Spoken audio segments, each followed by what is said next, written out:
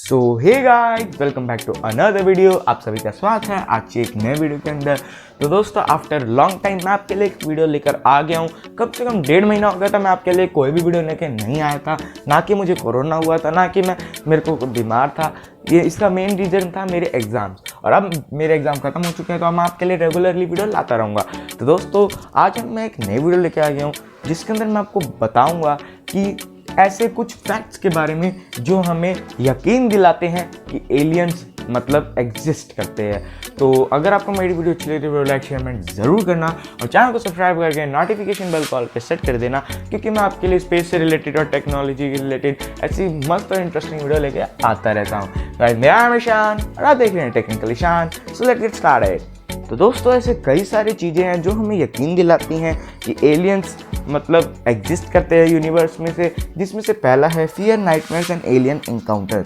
तो दोस्तों, आपने इसके बारे में नहीं सुना होगा, तो बहुत सारे लोग ये दावा करते हैं कि उन्हें रात के समय में एलियन द्वारा किडनैप किया गया है, या फिर उन्हें सपने में ऐसा दिखता है कि वो उन्हें कुछ बताना चाहते हैं, या बहुत सारी चीज़ें उन्हें सपने द्वारा एलियंस बताते भी हैं और जो वो हमारे साथ शेयर भी करते हैं। पर ये सारी चीज़ें गवर्नमेंट एजेंसीज द्वारा नकार दी जाती हैं। पर एक स्पेस लवर के लिए इन चीज़ों का बहुत ज़्यादा इम्पोर्टेंस है, और नासा जैसी बड़ी बड़ी स्पेस एजेंसीज भी इन को मतलब रखते हुए बहुत सारी मतलब थ्योरीज को पता लगाती हैं। तो अगर हम एक स्टडी की बात करें तो 2002 के अंदर प्रोसूसन क्लांसी नाम के एक व्यक्ति ने इसे 3 ग्रुप्स में बांटा था, जिसमें से उन्होंने पहला ग्रुप था कि मतलब एलियंस द्वारा एक इंसान को किडनैप कर देना। इसके ऊपर एक इंसिडेंट भी है जिसके बारे में मैं आपको आगे बताऊंगा। और इसमें से सेकंड था कि उन्हें लगता था कि किसी ने उन्हें किडनैप किया पर वो उसे भूल चुके थे, यानी कि एक नाइटमेयर जो उन्हें बताता था कि एलियन द्वारा उन्हें किडनैप करके कई सारी आने वाली डिज़ास्टर्स के बारे में बताते हैं और उनके साथ फ्रेंडली बिहेव करते हैं। और जो तीसरा था वो था एलियन एनकाउंटर, जिसका हमें कोई सच क्लेम नहीं मिला है।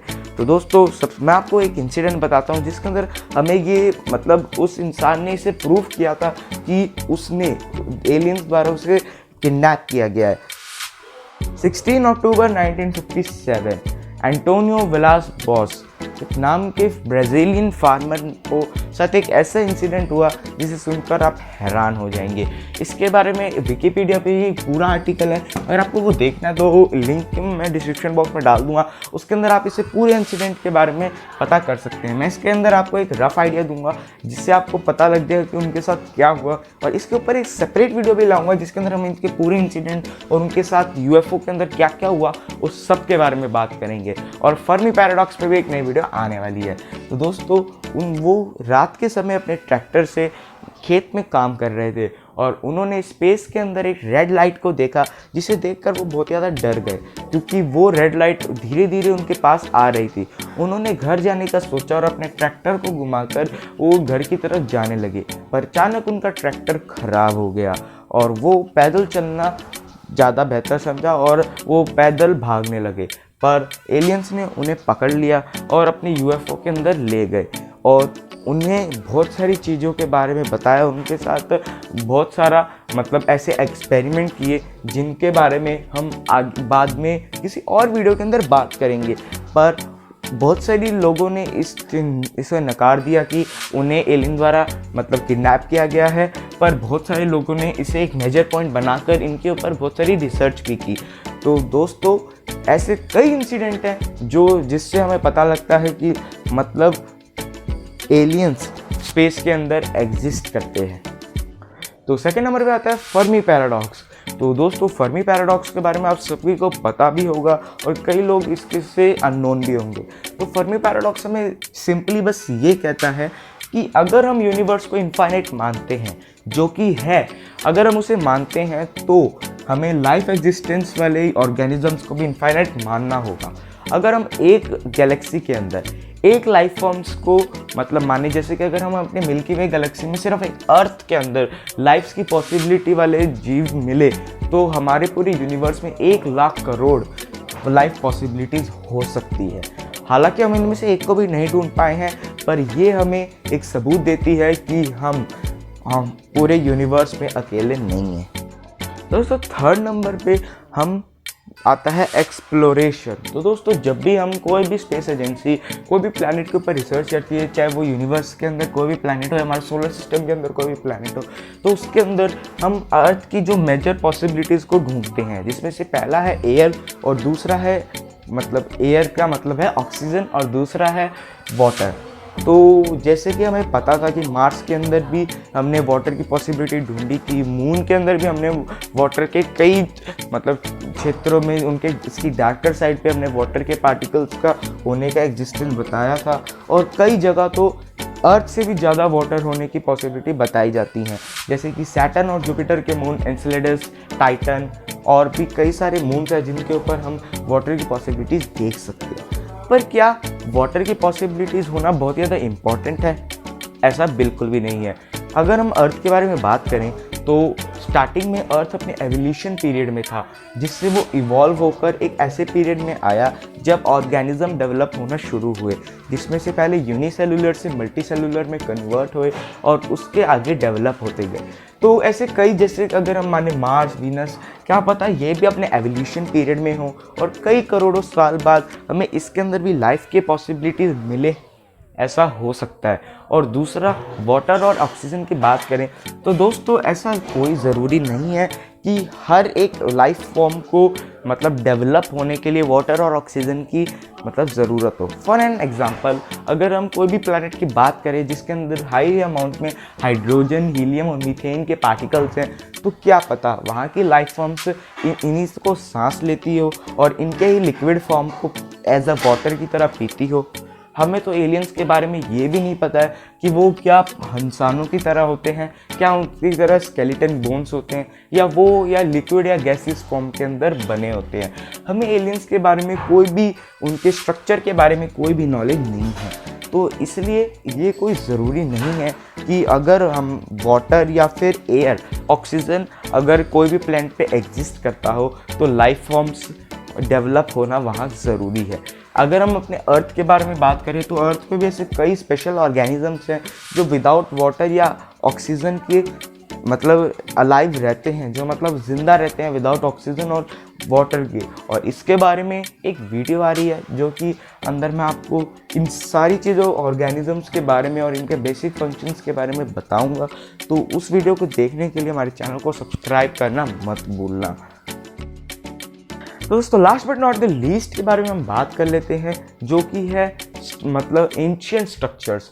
तो दोस्तों अगर आप कभी इजिप्ट गए हैं और वहाँ के आपने एंशिएंट ड्राइंग्स को देखा होगा, तो वहाँ पे ऐसे कई स्ट्रक्चर्स के बारे में हमें दिखाई दिए होंगे जो हमारे एलियन फॉर्म को एग्जिस्टेंस के बारे में बताते हैं।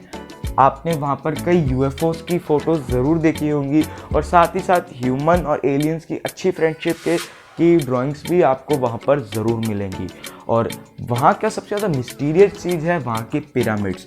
तो दोस्तों अगर आपने पिरामिड्स को कभी ध्यान से देखा होगा तो वो एकदम अच्छी तरह अलाइंड है और उनके अंदर थोड़ा सा भी मेजरमेंट ख़राब नहीं किया गया है। और अगर आप उसकी एज से देखें तो वो नॉर्थ की साइड, नॉर्थ पोल से एकदम सीधा कनेक्ट होता है, जो कि उस टाइम के लिए, यानी कि 4000 साल पुराने टाइम के लिए जब ये पिरामिड बने थे, एकदम साइंटिफिकली इम्पॉसिबल था। और अगर हम आज भी उनकी एज को देखें तो वो नॉर्थ पोल से कुछ ही किलोमीटर दूर है, और वो भी थोड़े टाइम पहले जब टेक्टोनिक प्लेट्स हिली थी।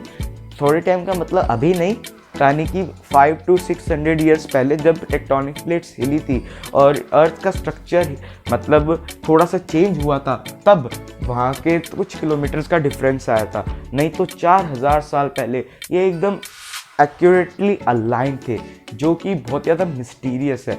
और अगर आपने पिरामिड्स के बारे में, नेचुरल एसी के बारे में तो सुना ही होगा, तो अगर आपको पता हो कि जब भी हम पिरामिड्स के अंदर जाते हैं तो वहाँ का अंदर का टेम्परेचर 20 डिग्री सेल्सियस रहता है, और जो कि कांस्टेंट है 4000 सालों से। हाँ, अगर आप वहाँ कभी भी जाएं तो वहाँ के पिरामिड्स के अंदर आपको 20 डिग्री सेल्सियस टेम्परेचर ही मिलेगा, चाहे आप वहाँ के किसी भी पिरामिड में जाकर देख सकते हैं। और लोग इसे समझ नहीं पाते हैं कि वहाँ पर ये टेम्परेचर कांस्टेंट कैसे है, इसलिए लोगों ने इसे 4000 साल पुराना नेचुरल एसी भी कहा है। और सबसे मिस्टीरियस थिंग जो हमें एलियंस 4000 साल पहले अर्थ पे आने का चुकता सबूत देते हैं, वो है पिरामिड्स का स्ट्रक्चर।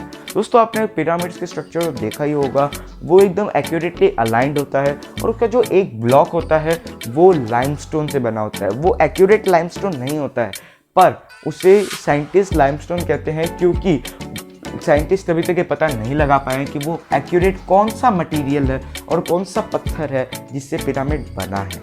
जी हाँ, और अगर आपको उसके वेट के बारे में बताऊं तो उसका एक पत्थर का वेट यानी कि एक स्टोन का वेट 2700 केजी से लेकर 70,000 केजी तक होता है, जो कि उस टाइम के लोगों के लिए उठाना इम्पॉसिबल था। और आज भी जो भी बड़ी बड़ी बिल्डिंग्स के लिए जो बड़ी बड़ी मशीनें यूज़ होती हैं वो भी लास्ट 20,000 केजी तक उठा पाते हैं। तो उस टाइम पे 70,000 केजी वो कैसे उठा लेते थे? तो इसका तो सिर्फ एक ही चीज़ पता लगती है कि एलियंस से हेल्प के द्वारा ये पिरामिड्स बने थे, और एलियंस एंशिएंट टाइम में हमारे अर्थ पर आते जाते रहते थे। तो दोस्तों दैट बीइंग सेड, मैं इस वीडियो को यहाँ पे रैप अप करता हूँ। और आपको वीडियो अच्छी लगी तो लाइक शेयर कमेंट जरूर करना, और चैनल को सब्सक्राइब करके नोटिफिकेशन बेल कॉल पे सेट कर देना, जिससे आपको हमारे वीडियो के अपडेट मिले जैसे हम वीडियो अपलोड करें। दोस्तों मैंने वीडियो के बीच में आपको कई सारे वीडियोज़ के बारे में बताया था जिसके ऊपर मैं वीडियो लाऊंगा, और पिरामिड्स के ऊपर भी एक नई वीडियो लेके आऊँगा, ये में कहा था। और उनके सबसे पहले आप किस टॉपिक पे वीडियो लाना चाहते हैं? दोस्तों मिलते हैं अगली वीडियो में, तब तक के लिए stay safe, stay healthy and keep being awesome.